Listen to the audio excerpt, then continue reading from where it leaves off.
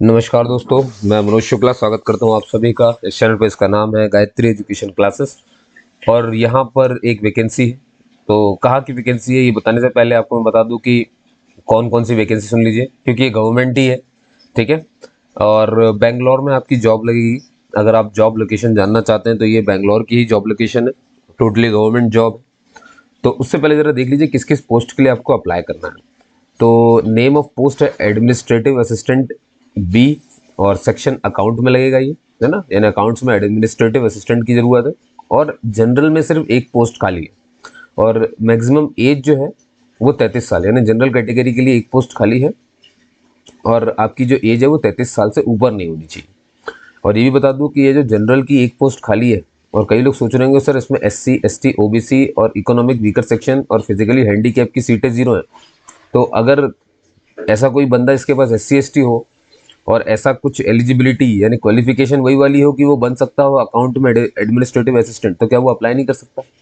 Apply कर सकता है। ये जितनी भी कैटेगरी आपको दिख रही है ना, SC ST OBC EWS PWBD, ये सब के सब UR यानी रिजर्व, ये जो अनरिजर्व कैटेगरी, जनरल कैटेगरी की सीट से आप सबके सब लड़ सकते हो, है ना। बस फर्क इतना होगा कि आपको जो एज का रिलैक्सेशन मिलता है ना, वो एज का रिलैक्सेशन नहीं मिलेगा, ठीक है। और यही चीज़ इसमें फ़र्क पड़ जाती है कि आप एग्ज़ाम, कोई भी एग्ज़ाम में उठाइए, ये ओपन वैकेंसी होती है। जो जनरल कैटेगरी की होती है ये ओपन होती है, इसमें कोई भी लड़ सकता है, ठीक है।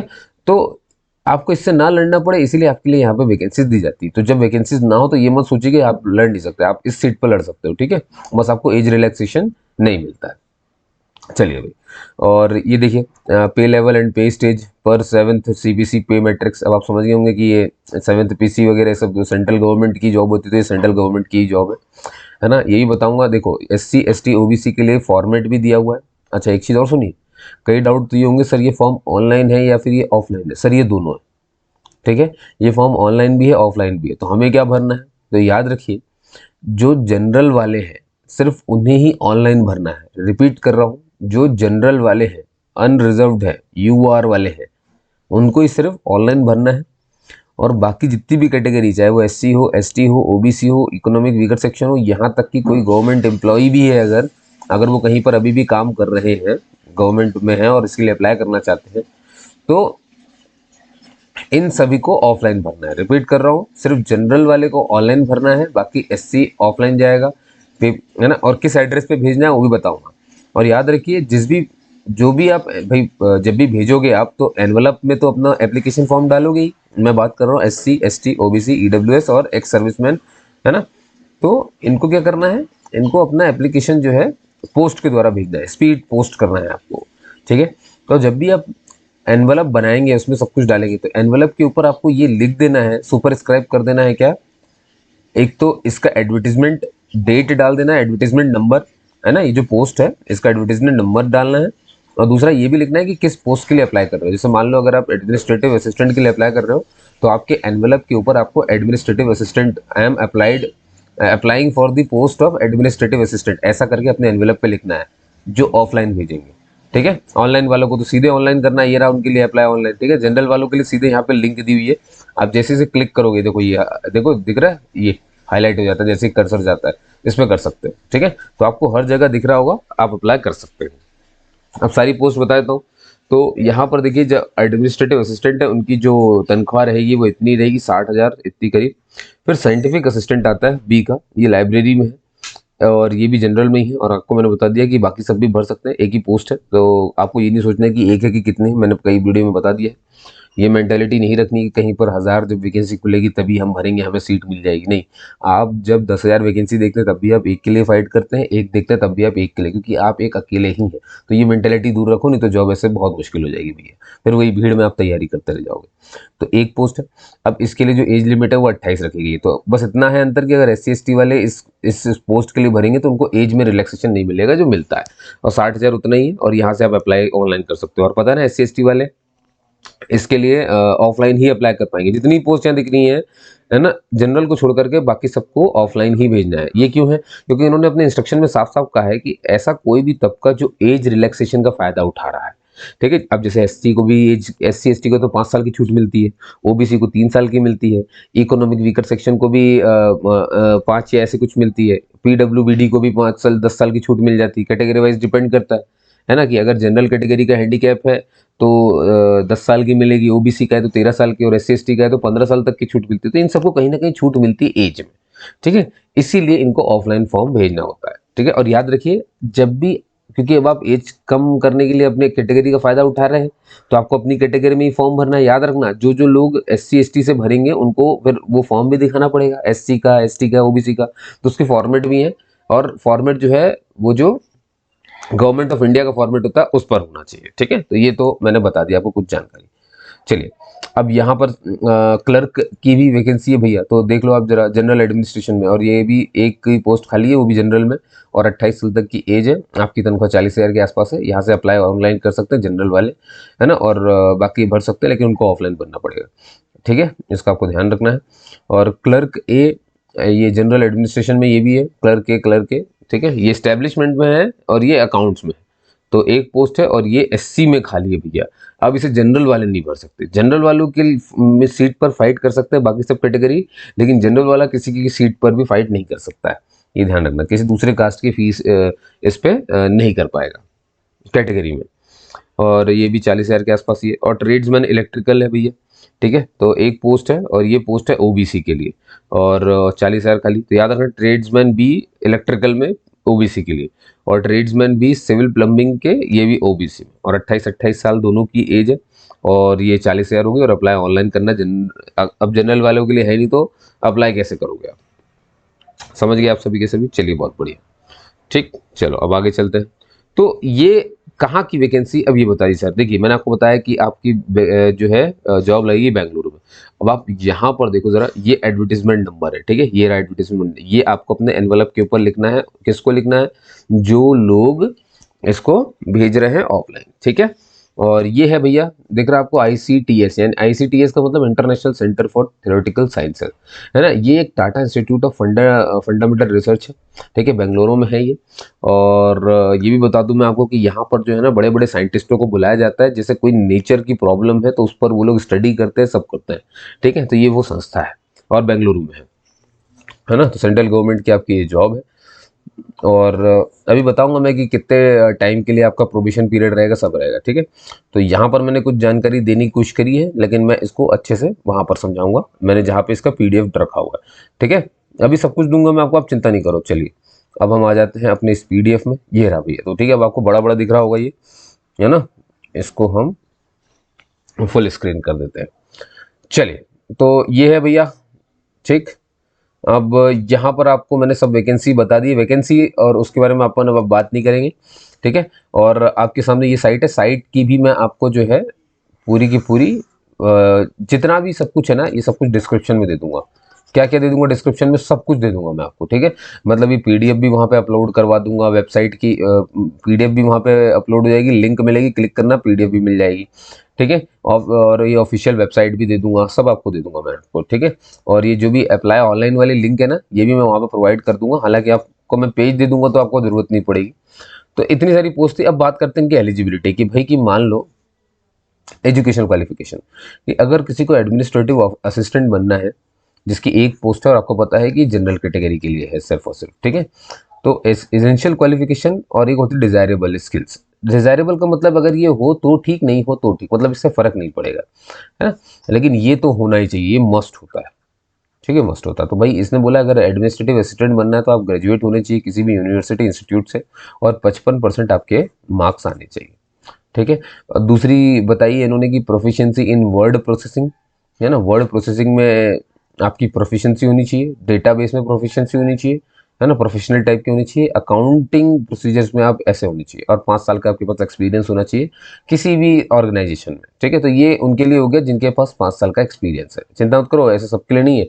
नीचे ऐसी पोस्ट है जिसके लिए नो एक्सपीरियंस रिक्वायर्ड, ठीक है। कहीं कहीं पे एक्सपीरियंस है, कहीं कहीं पे एक्सपीरियंस नहीं है, ठीक है। अभी देख लेते हैं सब कुछ। चलिए, एक सेकेंड, ठीक है। अच्छा, अब एक चीज मैं आपको बताता हूँ कि देखिए इंटरव्यू में क्या काम आता है। एक होता है डिजायरेबल स्किल और एक होता है जॉब प्रोफाइल। ठीक है, ये किसके हैं? ये वही जो अभी आप पढ़ रहे थे ना, किस पोस्ट की बात हो रही है यहाँ पे, एडमिनिस्ट्रेटिव असिस्टेंट। तो अगर आपको पता करना हो कि इसमें इंटरव्यू में क्या पूछेंगे, तो ये लिखा हुआ है, ये लिखा हुआ है। ठीक है, ये ड्यूटीज है कि आपको ऐसा ऐसा करना है कि रेमिटेंस ऑफ प्रोफेशनल टैक्स, मतलब समझ जाओ एनपीएस, टीडीएस, जीएसटी, इनसे क्वेश्चन आ सकते हैं। ठीक है, LC, bank guarantee, import documents, foreign payments, receipts. ठीक है, तो ये सब आपके ना टॉपिक हो गए, इनको अच्छे से प्रिपेयर कर लीजिए, इनमें से किसी में भी आपसे कुछ भी पूछा जा सकता है। ठीक है, तो इसको थोड़ा सा पढ़ लेना आप अच्छे से। अब आ जाओ सेकंड पोस्ट की बात करते हैं, एसेंशियल क्वालिफिकेशन यानी साइंटिफिक असिस्टेंट बी, वो भी अनरिजर्व के लिए एक पोस्ट, जनरल कैटेगरी वालों के लिए। और जनरल कैटेगरी वाले सिर्फ ऑनलाइन ही अप्लाई करेंगे, इनको ऑफलाइन अप्लाई नहीं करना है, इस बात को ध्यान रखना है।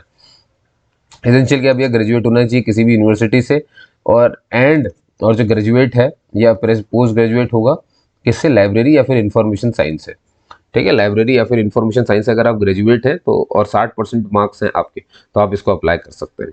ठीक है, प्रोफेशनल कंप्यूटर और इट्स एप्लीकेशन का थोड़ा सा नॉलेज होना चाहिए, और 2 साल का एक्सपीरियंस होना चाहिए किसी भी सेक्शन में, डिपार्टमेंट में। ठीक है, इससे जुड़ा हुआ।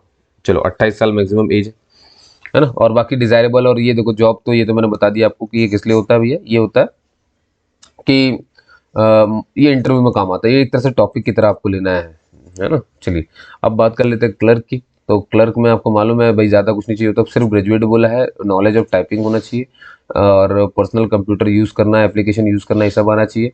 Supported by certificates from the government of recognised institutions, है ना, ये सब यूज़ करना।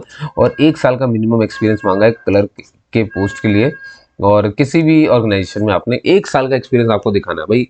इसके लिए अप्लाई कर रहे हो तो 1 साल का एक्सपीरियंस कहीं ना कहीं होना चाहिए। ठीक है, 28 साल मैक्सिमम एज है, और ये डिजायरेबल है, तो इसको देख लेना। देखो जैसे एमएस ऑफिस एक्सेल ये पूछेंगे आपसे, ठीक है, तो ये थोड़ा सा पढ़ के जाना आप वहाँ पर।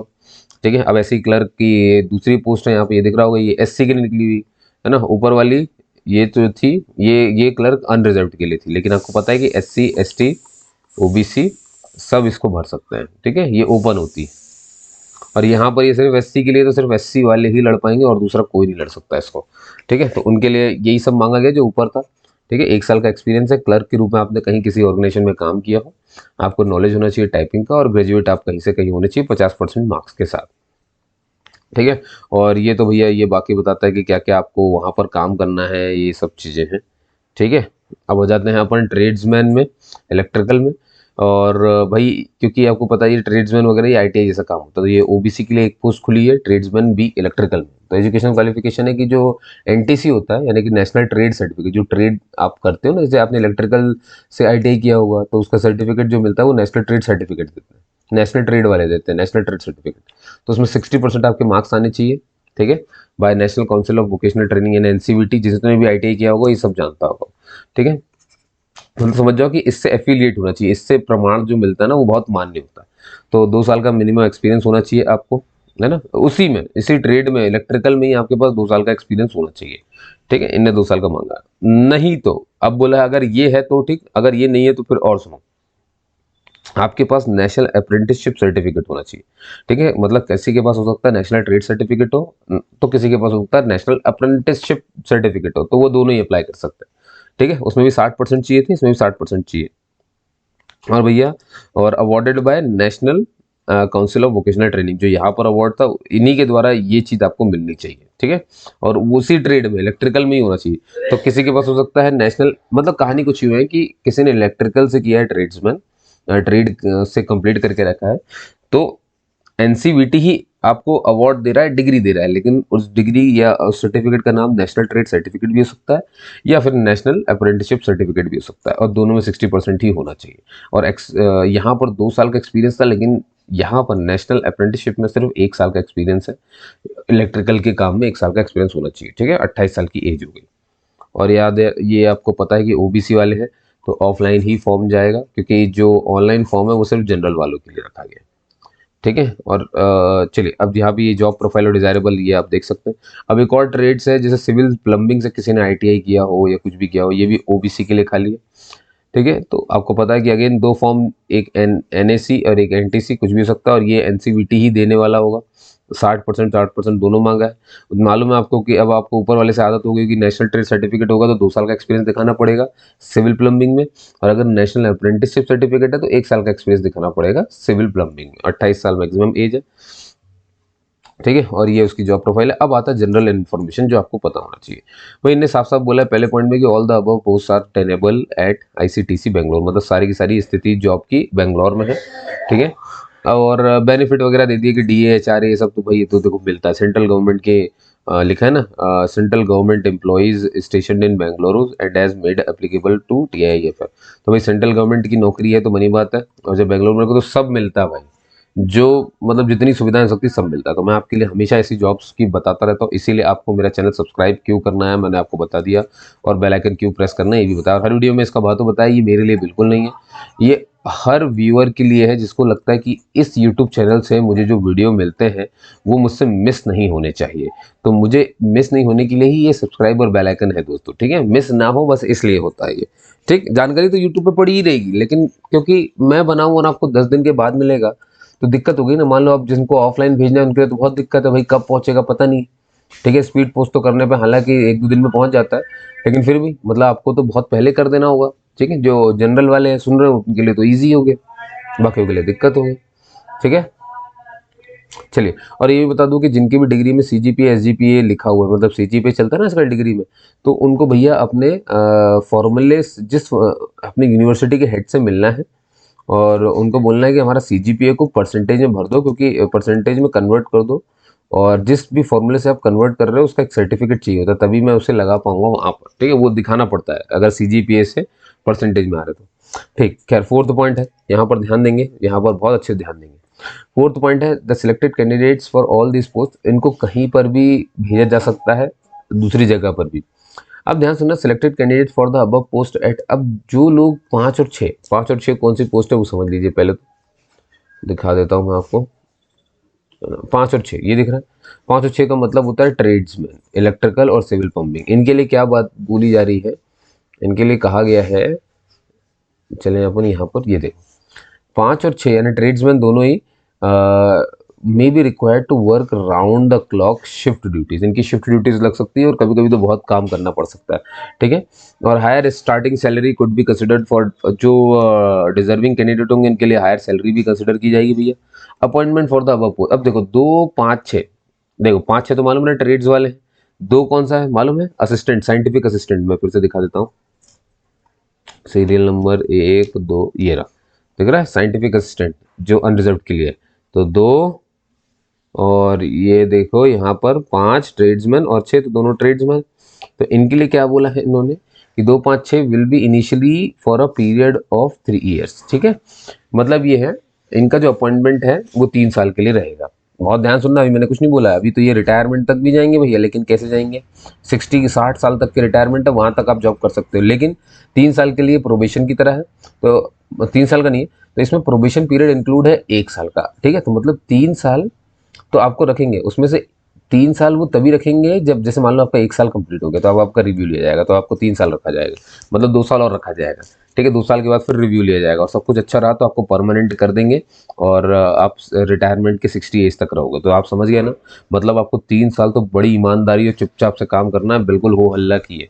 ठीक है, अब आ जाइए जो पोस्ट बच गई जैसे कि 1, 3, 4, इनका इनिशियल पीरियड जो है वो 1 ईयर का है। इनका इनिशियल पीरियड कितना था, इनको 3 साल तक रहना है। 2, 5, 6 वाले याद रखेंगे, है ना, साइंटिफिक असिस्टेंट और दोनों ट्रेडमैन जो है ना, उनको 3 साल के लिए है। और इसके अलावा जो बच गए 1, 3, 4, इनको भैया 1 साल के लिए रहना है। ठीक है, 1, 3, 4 है ना, continuing appointment beyond the initial, और इनको भी भैया फिर 1 साल के बाद जांचेंगे, अगर अच्छा रहा, इनका सिर्फ 1 साल में देखना है, अगर इनका अच्छा रहा तो इनको सीधे परमानेंट कर देंगे 60 साल तक के लिए। इनके में 1 साल जांचेंगे, लेकिन 2 साल और देखेंगे, और 2 साल के बाद जब बहुत अच्छा लगा तो इनको फिर कंटिन्यू कर दिया जाएगा। ठीक है, और एक चीज मैं बता देता हूँ कि आपको अपनी एज जो ये जो मैंने लिखी ना 33, 28 किस डेट से मैच करनी है, आपको यहाँ पर लिखा 1 जनवरी 2028। ठीक है, अब मान लो कोई बंदा बोले सर मैं इससे एक दिन पीछे चले जाओ, 30 दिसंबर, है ना, 30 दिसंबर 2021, अगर इस दिन कोई पैदा हुए हो तो भी आप अप्लाई नहीं कर सकते, डेट से मैच करना है आपको। ठीक है, जो बंदा 1 जनवरी 2022 को पैदा हुआ है नो डाउट वो अप्लाई कर लेगा। ठीक है, तो 2 जनवरी को वो अप्लाई कर लेगा, तो इनने जो डेट दी है उसके हिसाब से आपकी एज होनी चाहिए। ठीक है, चलिए अब यहाँ देखना, पोस्ट फॉर जनरल कैटेगरी, मतलब जो पोस्ट अनरिजर्व की है उसमें SC ST OBC EWS PWD can also apply. 12th point उन्होंने बोला है candidate applying for the reserved post, जो कैंडिडेट रिजर्व्ड पोस्ट के लिए अप्लाई कर रहे हैं should submit the category sorry जो ये रिजर्व्ड है, सॉरी है ना, जो लोग रिजर्व, अब जैसे मान लो कोई एससी से फॉर्म भर रहा है, एसटी से फॉर्म भर रहा है, मतलब अपने डिपार्टमेंट में अपने ही वर्ग में अगर आप भर रहे हो तो उसके लिए आपको कैटेगरी सर्टिफिकेट लगेगा, ठीक है, और वो प्रिस्क्राइब फॉर्मेट होना चाहिए, है ना। तो ये जो फॉर्मेट है एससी एसटी वाला, ये फॉर्मेट दिया हुआ है वेबसाइट पे, मैं दिखाऊंगा अभी आपको, ठीक है, तो उसके लिए परेशान मत होना। मैं दिखाई देता हूँ ना, क्योंकि क्या है कि फिर कहीं भूल गए तो दिक्कत हो जाएगी। तो देखो मैं यहाँ पर सबसे नीचे जब आप जाओगे ना, सबसे नीचे इंस्ट्रक्शंस पढ़ रहे हैं अपन, ठीक है, सबसे नीचे आ रहे हैं, ये देखो दिख रहा है यहाँ पर, है ना, ये रहा, है ना, ये S C S T O B C के ये रहे फॉर्मेट। तो अब आपको दिखेगा यहाँ पर, अगर मैं इसको थोड़ा सा बड़ा कर दूँ, है ना, ये देखिए, ये फॉर्मेट में दोस्तों अपने को साइन करवाना है, अपना नाम लिखना है इस तरह वाले, ठीक है। आप कहोगे मैं आपको लिंक दे रहा हूँ सारी, आपको परेशान होने की जरूरत नहीं पड़ेगी, हालांकि वेबसाइट भी दे रहा हूँ तो आप खुद भी जा सकते हो। ये एस सी एस टी का फॉर्म था, ठीक है, और अब आपको मिल जाएगा यहाँ पर ओबीसी के नॉन क्रीमी लेयर का, है ना, क्योंकि इसमें नॉन क्रीमी लेयर ही मांगता है, ठीक है, तो इसको आपको ध्यान रखना है। चलिए हम वापस से आ जाते हैं अपने इसमें, ठीक है दोस्तों, आप समझ गए होंगे, है ना। तो ये एक बात होगी। अब इनने बोला है कि जो एप्लीकेशन है ना, application form the candidates will be accepted only online except for the following, मतलब जनरल कैटेगरी वाले को ऑनलाइन करना है, बाकी सबको ऑफलाइन मोड से करना है। किसको करना है, देखो यहाँ पे साफ लिखा है, candidates applying for above post and, जो ऊपर के लिए अप्लाई कर रहे हो और साथ ही एलिजिबल हो एज रिलैक्सेशन के, मतलब बात कर दी एससी एसटी, मतलब जनरल को छोड़ करके बाकी सभी कैटेगरी जो गवर्नमेंट ऑफ इंडिया के अंडर में आते हैं और एज की छूट लेते हैं, तो उनको सबमिट करनी एप्लीकेशन ऑफलाइन, ठीक है, यही मैंने शुरू से बोला आपको। अब आप चाहे थ्रू इंडियन पोस्ट कर दो या स्पीड पोस्ट, सबसे बेहतरीन होता है स्पीड पोस्ट कर दो। अब ध्यान सुनिए, जो एनवेलप जाएगा, जो स्पीड पोस्ट करोगे उसमें क्या क्या होना चाहिए, तो इसमें बोला है कि स्पीड पोस्ट तो करना है, लेकिन एप्लीकेशन फॉर्म ही बस मत करना, एप्लीकेशन फॉर्म के साथ आपकी कॉपी रहेंगी सभी सर्टिफिकेट की। अब सर्टिफिकेट मतलब समझते हो, एज रिलैक्सेशन की सर्टिफिकेट हो गई, ठीक है, जैसे मान लो आप proof of date of birth हो गया, एजुकेशन सर्टिफिकेट्स हो गए, इन सब की कॉपी, इनकी सबकी फोटो कॉपी भेजनी है, ओरिजिनल नहीं भेजना है।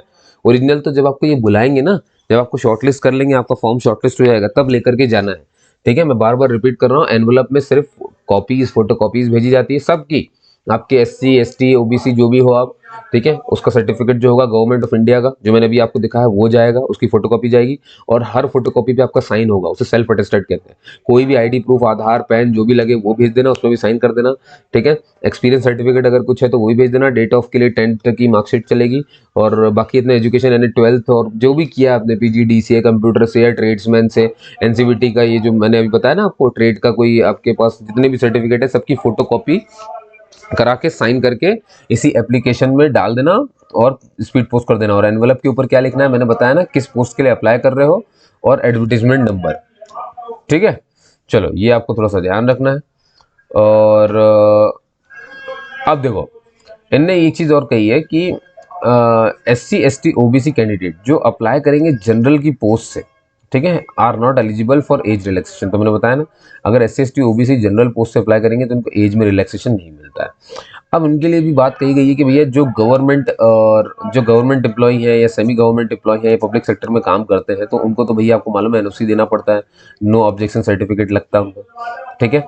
और इस तरह के और ये जो गवर्नमेंट और सेमी गवर्नमेंट एम्प्लॉय, क्या इनको ऑनलाइन करना है कि ऑफलाइन, तो इनको भी बोला है कि आपको ऑफलाइन ही करना है एप्लीकेशन सबमिट, और उसके लिए एक फॉर्मेट भी दिया है कि ये है फॉर्मेट, ठीक है। तो मैं आपको चलो फॉर्मेट दिखा देता हूँ सीधे पहले, है ना। ये यहाँ से चलते हैं अपन, ठीक है, एक सेकंड इसको हटा लूँ मैं ज़रा, ठीक है। अब यहाँ मैं आपको दिखाता हूँ कहाँ है वो, ये दिख रहा है आपको, ठीक है, ये रहा, है ना, ये दिख रहा है डाउनलोड। ये किसके लिए है, ये देखो लिखा है ना यहाँ पे कि चलो क्लिक नहीं हो रहा वो, ठीक है। चलो ये रही वो लिंक, है ना, जैसे ही आप इस पर क्लिक करोगे तो ये अभी पेज खुलेगा, ठीक। और ये देखो यहाँ पर ये आ गई ऑफलाइन, तो candidates applying for the post who are eligible, मैं यहाँ पे थोड़ा सा आपको जूम कर दूं, यहाँ पर जूम नहीं करते रहने दो उसको, मैं पढ़ देता हूँ, candidates applying for post and who are eligible for further age relaxation, जिनको भी एज रिलैक्सेशन मिल रहा है गवर्नमेंट ऑफ इंडिया के रूल्स के हिसाब से, है ना, submit application by offline mode, उन्होंने ओनली थ्रू इंडियन या speed post along with the copy of the relevant certificate, जितनी भी कॉपी होती है, कॉपी सारी सर्टिफिकेट की कॉपी पूरा जितना है सब की कॉपी भेज देना। फॉर एग्जांपल एक्स सर्विसमैन हो गया, ये पर्सन विद डिसेबिलिटी, मतलब समझ जाओ एक्स सर्विसमैन को भी ऑफलाइन भरना है, जो हैंडीकैप है उनको भी ऑफलाइन भरना है, SC ST OBC है ना, इकोनॉमिक वीकर सेक्शन, जिनको भी एज में रिलैक्सेशन है सबको भरना है। और ये डॉक्यूमेंट भेजने, इनकी photocopy, proof of date of birth भेज देना, एजुकेशन सर्टिफिकेट 10th 12th सब, कंप्यूटर सर्टिफिकेट, एक्सपीरियंस सर्टिफिकेट सब, ID प्रूफ, कास्ट सर्टिफिकेट, जो भी है सब कुछ वहां पे भेजना है, ठीक है। और SC ST OBC जिनको भी है, जो जनरल से अप्लाई कर रहे हैं, उनको एज में छूट नहीं मिलेगी, है ना। Candidate applying for unreserved post are not eligible for age relaxation and should apply online. अब ध्यान से सुनना, एक बात बड़ी प्यारी यहाँ पे कह दी कि सर मान लो कोई SC ST अगर जनरल कैटेगरी से अप्लाई करे तो उसको ऑनलाइन भरना है कि ऑफलाइन। हम ये तो समझ गए कि अगर SC ST OBC जनरल के पोस्ट से भरेंगे तो उनको एज में रिलैक्सेशन नहीं मिलती है, वो हम समझ गए, लेकिन ऑनलाइन फॉर्म जाएगा कि ऑफलाइन जाएगा। तो जब भी कोई SC ST OBC वाला है, बहुत ध्यान सुनना है कंडीशन को, और ये सिर्फ कंडीशन यहीं पे अप्लाई है, सो मैं और दिमाग नहीं लगाना। अगर कोई SC वाला, ST वाला, OBC वाला जनरल के सीट से लड़ता है तो उससे, अब आप जनरल की सीट से लड़ रहे हो ना, और जनरल वालों को किस लिए बोला, कहाँ बोला है भरने के लिए, ऑनलाइन कि ऑफलाइन, तो ऑनलाइन, तो फिर आपको भी ऑनलाइन करना। मतलब SC ST OBC, physically handicap, ये कोई भी बंदे अगर जनरल से फॉर्म भरते हैं तो जनरल वाले ऑनलाइन लिए जा रहे हैं उनके फॉर्म, तो आपको ही फिर ऑनलाइन देना है, फिर आपको सर्टिफिकेट वगैरह कुछ नहीं देना है अपने कास्ट के, ठीक है। अब यहाँ देखो, एप्लीकेंट्स वर्किंग इन गवर्नमेंट और सेमी गवर्नमेंट या पब्लिक सेक्टर जो भी है, undertaking must apply through proper channel. Applicants who do not send their applications through proper channel if called will be able to. अब देखो इसमें एक चीज़ और कही है कि जितने भी अब गवर्नमेंट वाले हैं या जो भी है, इनको भी अब भाई ऑफलाइन ही करना है, ठीक है, और ऑफलाइन में अपने NOC भी भेजनी है, ठीक है। लेकिन मान लो अगर वो NOC उस समय नहीं भेजते तो जब उन्हें बुलाया जाएगा इंटरव्यू के लिए तो फिर उन्हें NOC लेकर के जाना पड़ेगा, ये बोला। हाउ एन एडवांस कॉपी, जबकि एडवांस कॉपी जो है एप्लीकेशन के साथ भेजनी है, ठीक है, NOC की और बाकी सब चीज़ों की। Such applicants have not required to apply online, तो ऐसे लोग को अप्लाई ऑनलाइन नहीं करना। मतलब ये दो तरह के लोग जो मैंने आपके सामने पॉइंट पढ़े ना, पहला पॉइंट और दूसरा पॉइंट, इन सब के लिए ये रहा फॉर्मेट ऑफलाइन का, ठीक है। अब आपको दिख जाएगा यहाँ पर, मैं इसे आपको अच्छे से दिखा देता हूँ, है ना, और एक बार मैं फुल स्क्रीन कर देता हूँ, तो आपके लिए बहुत अच्छे टाइम ले रहा हूँ।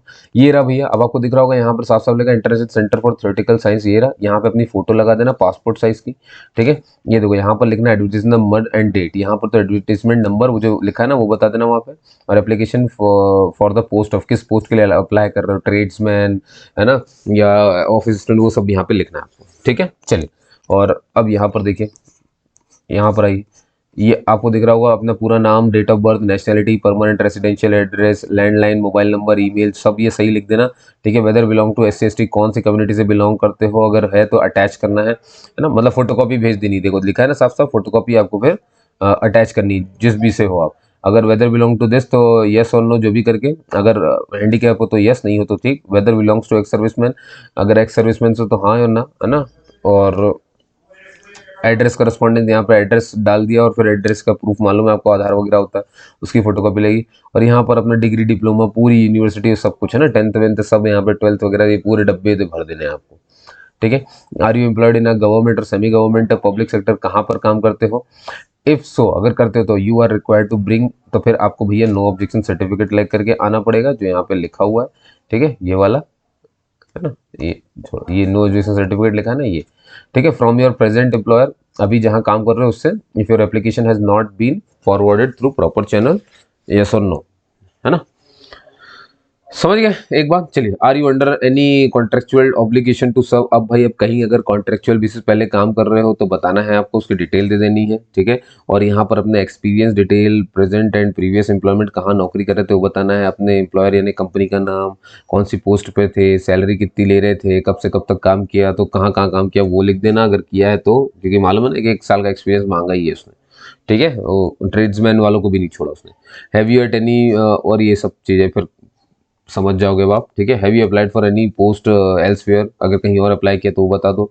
नेम, डेजिग्नेशन, एफिलिएशन, है ना, references to home reference can be made regarding your candidature, from home reference certificates can be obtained, ठीक है। Home, how soon can you join, कितनी जल्दी आप ज्वाइन कर सकते हैं वो बता दीजिए। देखो यहाँ पर क्या है ना, 2 आदमियों के आपको सिग्नेचर चाहिए, नेम लिखा है ना और डेजिग्नेशन लिखा है, यहाँ पर नाम और उसका डेजिग्नेशन लिख देना। एफिलिएशन, और ईमेल आईडी लिख देना of two references to home reference can be made regarding your candidature. तो आप कैंडिडेचर को मान करने वाले किसी भी 2 अधिकारी के यहाँ पर साइन करवा लेना, ठीक है। ये बोला ना डेजिग्नेशन, तो मतलब समझो थोड़े 2 अधिकारियों के यहाँ पे साइन करवा लेने, ठीक है। तो थोड़ा सा चले आना, कोई मना नहीं करेगा, आप चिंता मत करो। From where reference certificates can be, जहाँ से आपने रेफरेंस सर्टिफिकेट जो है ऑब्टेन किया, ठीक है। चलिए, और बस फिर आखिरी में डेट वगैरह सब डाल करके यहाँ से फुर्सत हो जाना है ना। और please attach additional sheet CV if necessary. भाई अगर आपके पास रिज्यूम हो तो रिज्यूम भी चिपका देना, ठीक है। अब यहाँ पे लिखा है the completed application along with the relevant documents should be submitted to the administrative officer. अब ये रहा एड्रेस भैया, जब आप कंप्लीट हो जाओ तो एडमिनिस्ट्रेटिव ऑफिसर एस्टेब्लिशमेंट इंटरनेशनल, ये यहाँ से शुरू कर देना, टू द, है ना, ये लिखा हुआ है, ठीक है। टू द से लेकर के यहाँ तक आ जाना। ये एक सेकंड,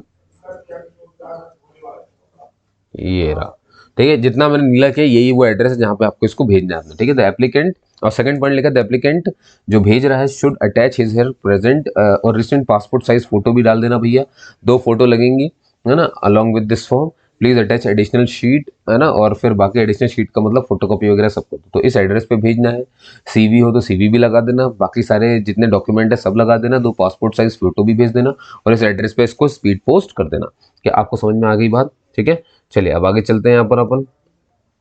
अच्छा, to be filled by the candidates prior to the interview. अब देखो ये डिक्लेरेशन फॉर्म है, to be filled by the candidate prior to the interview, interview से पहले इसको भरना है, जो कि तो इसमें डेट और ये सब भर दिया, अपना ईमेल आईडी, ये सब कुछ, बिलोंग टू कहाँ कहाँ वो सब देख लिया, employed unemployed, employed in the private concern, give name, तो कहीं प्राइवेट में हो तो इसमें लिख दिया, गवर्नमेंट में हो तो इसमें लिख दिया, my application has been forwarded through proper channel, है ना, और I enclose no object certificate, तो यहाँ पर लगा दिया। ये समझ गए होंगे किसके लिए है भैया, ठीक है।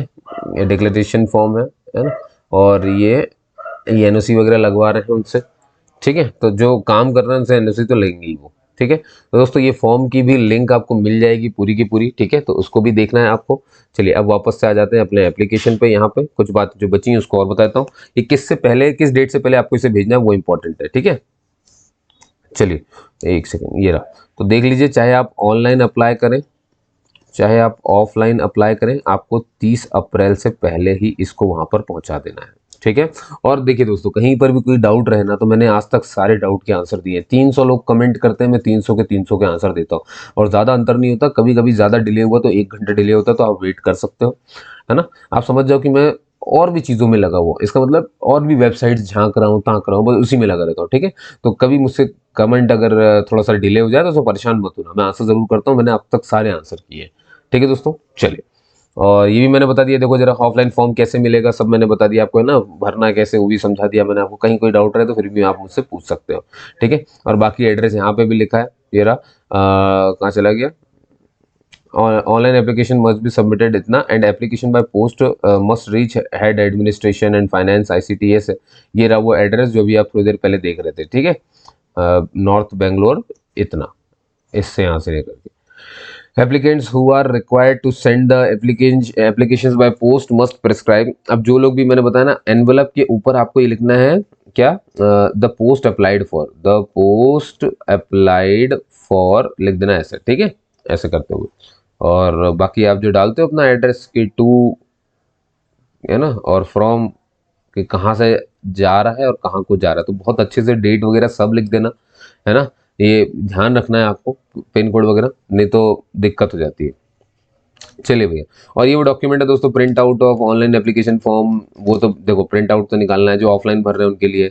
एक फोटो आईडी लगा देना, आधार, इलेक्शन, एक पैन कार्ड या कुछ भी लगा देना, date of birth proof, age के हिसाब से, एजुकेशन के सारे लगा देना, अपने एक्सपीरियंस सर्टिफिकेट लगा देना, conduct certificates from 2 respectable person, याद है ना वो जो 2 डैश खाली थे, है ना, तो सर्टिफिकेट्स होने चाहिए उनके भी, conduct certificates from 2 respectable person. SC ST OBC वाले जितने भी हैं भैया, इनको प्रेस्क्राइब फॉर्मेट में अपने, और OBC वाला जो सर्टिफिकेट रहेगा वो 1 साल पुराना नहीं होना चाहिए, याद रखना है, उसमें जो डेट हो यानी रिन्यू हो चुका होना चाहिए, ठीक है। और जो बच्चे बाहर रहते हैं उनको भैया एक बार का जाने का खर्चा दिया जाएगा, जैसे आए आप उड़कर, आप आए है ना ट्रेन से, आपने वापस की भी टिकट तो कराई होगी, तो जितना पैसा आपका लगा होगा उतना जाने का दे देंगे, बस आने का नहीं देंगे, एक टाइम का दे रहे हैं, ठीक है। तो ये भी ध्यान रखना है। और जिन्होंने सफ़र किया है, जो हवा से उड़ के आ रहे हैं भाई, ठीक है, तो उनको भी मैं बता दूं कि उनको भी मिलेगा जर्नी टिकट, तो ध्यान रखना है उसका, ठीक है। लेकिन उसके लिए टिकट वगैरह सब संभाल के रखना अपनी।